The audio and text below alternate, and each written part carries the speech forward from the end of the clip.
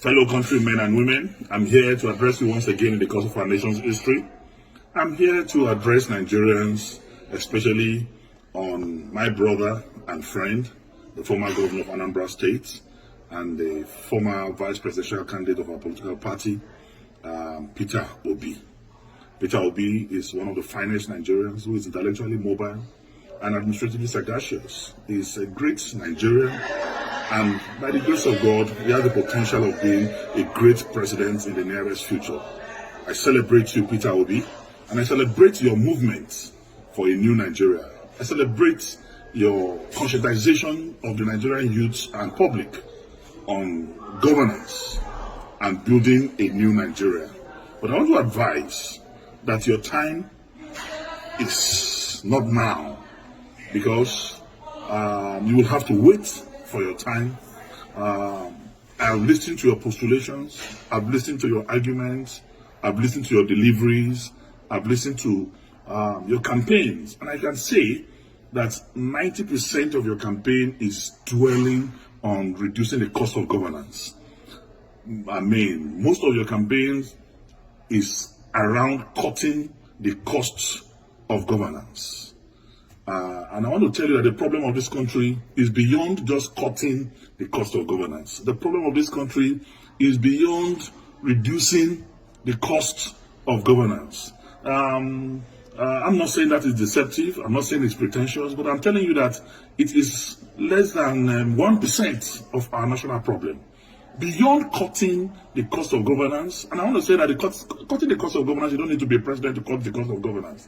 If you have a very effective Minister of Finance, you have a very effective Minister of Budget and Planning, you have a very effective CBN governor, you can cut governance. You have a very effective chairman of the economic team.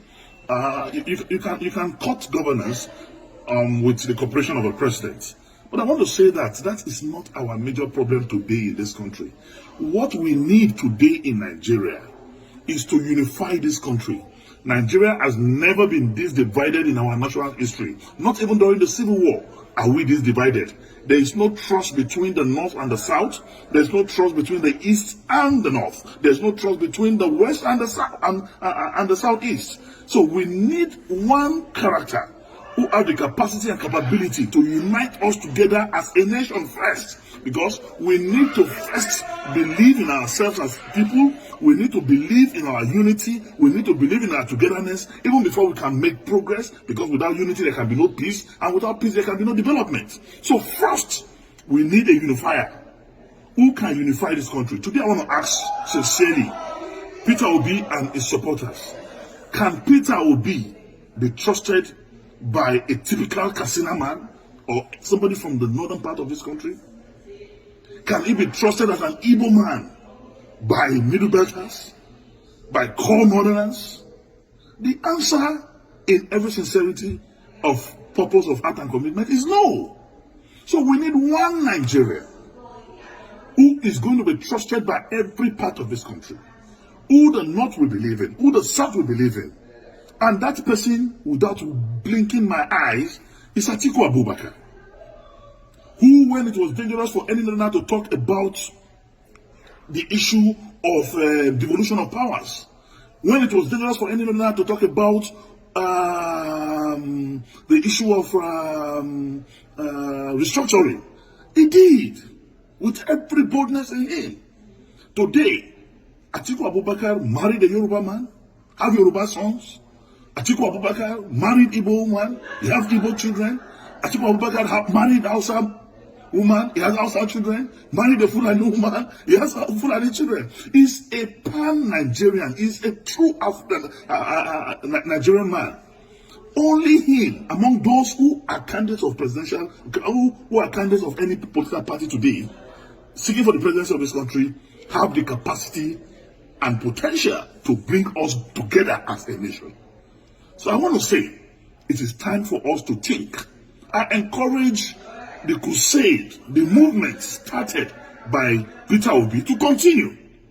Move from campus to campus, move from community to community, move from one progressive group and organization from this country to another, to campaign for the new Nigeria that is to come, and be part of the movement of Atiku Abubakar to rebuild, to restructure, to reorganize, and reboot Nigeria as a country. We must speak the truth, and the truth is the truth. You are a great Nigerian. I salute your political and intellectual sagacity. You are one Nigerian that I know. Tomorrow, there's a space for you. But for today, let us forget the social media drama. Let us forget the diaspora euphoria. The truth of the matter is we need a unifier. We need one Nigerian that can solve the problem of insecurity in this country.